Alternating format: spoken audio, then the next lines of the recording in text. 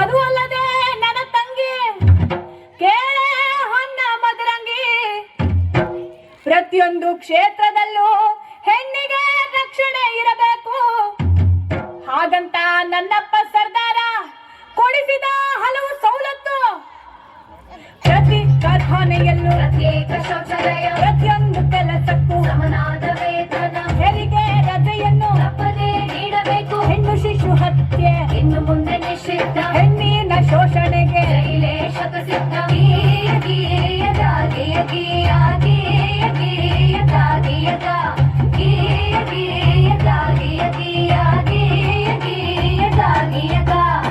ಹೀಗೆ ಹಲವಾರು ಸವಲತ್ತುಗಳು ಹಾಗೂ ಸ್ವಾತಂತ್ರ್ಯವನ್ನು ನಿಮ್ಮಂತ ಹೆಣ್ಮಕ್ಳು ಅರಿವಿಲ್ಲದೆ ಅನುಭವಿಸುತ್ತಿರುವ ಅನುಕೂಲಗಳನ್ನು ನಮ್ಮಪ್ಪ ಆ ಭಾರತ ಭಾಗ್ಯ ವಿಧಾತಾನೆ ಕೊಡಿಸಿದ್ದು. ಹೆಣ್ಣು ಮಕ್ಕಳಿಗೆ ಆಸ್ತಿಯಲ್ಲೂ ಹಕ್ಕುಂಟು, ಗಂಡು ಹೆಣ್ಣು ಎಂಬ ಬೆಳಕಿನಲ್ಲಿ ಎಡೆಯುಂಟು. ಕಳೆದೋಯ್ತು ಹಳೆ ಕಾಲ, ಬರ್ತೈತೆ ಹೊಸ ಸುಗ್ಗಿ, ಪ್ರತಿಯೊಬ್ಬ ಪ್ರಜೆ ಈಗ ನಿಂತ ನೋಯದ ಹಿಗ್ಗಿ. ಪ್ರತಿಯೊಬ್ಬ ಪ್ರಜೆ ಈಗ ನಿಂತ ನೋಯದ ಹಿಗ್ಗಿ, ಪ್ರತಿಯೊಬ್ಬ ಪ್ರಜೆ ಈಗ ನಿಂತ ನೋಯದ ಹಿಗ್ಗಿ.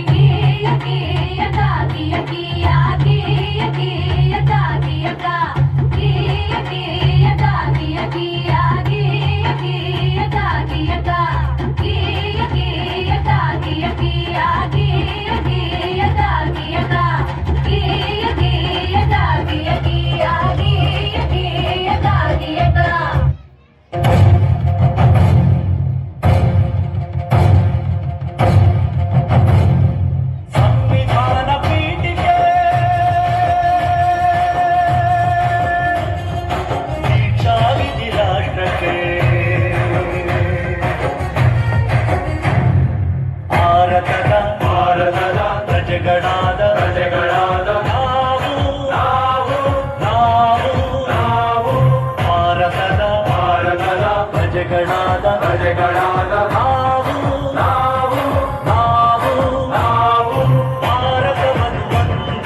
ಭಾರತವನ್ನು ಒಂದು ಸಾರ್ವಭೌಮ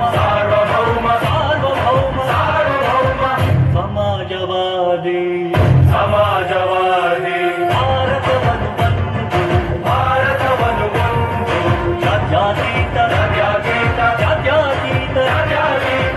ಪ್ರಜಾಸತ್ತಾತ್ಮಕ ಗಣರಾಜ್ಯವನ್ನಾಗಿ ರೂಪಿಸುವುದಕ್ಕಾಗಿ ಭಾರತೀಯರೆಲ್ಲರಿಗೂ ಸಾಮಾಜಿಕ ಆರ್ಥಿಕ ಮತ್ತು ರಾಜಕೀಯ ನ್ಯಾಯವನ್ನು ವಿಚಾರ ಅಭಿವ್ಯಕ್ತಿ ನಂಬಿಕೆ ಧರ್ಮ ಮತ್ತು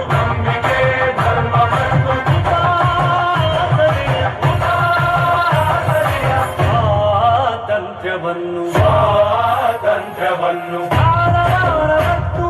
ಸಾರವಾರ ಮತ್ತು ಅವಕಾಶಗಳ ಸಮತೆ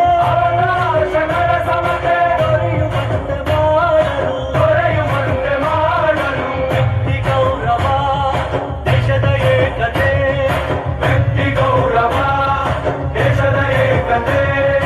ಸಮಗ್ರತೆಗಾಗಿ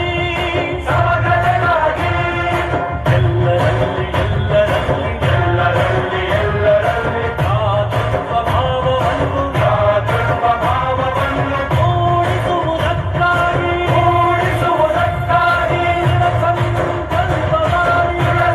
ಸಂಕಲ್ಪ ಮಾಡಿ ನಮ್ಮ ಸಂವಿಧಾನ ಸಭೆಯಲ್ಲಿ 1949 ನವೆಂಬರ್ ತಿಂಗಳ 26 ದಿನ ಈ ಸಂವಿಧಾನವನ್ನು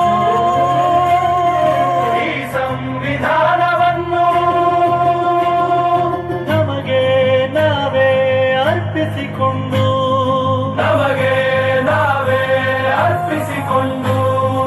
ಅಂಗೀಕರಿಸಿ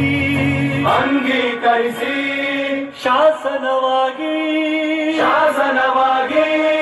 ವಿಧಿಸಿಕೊಂಡಿದ್ದ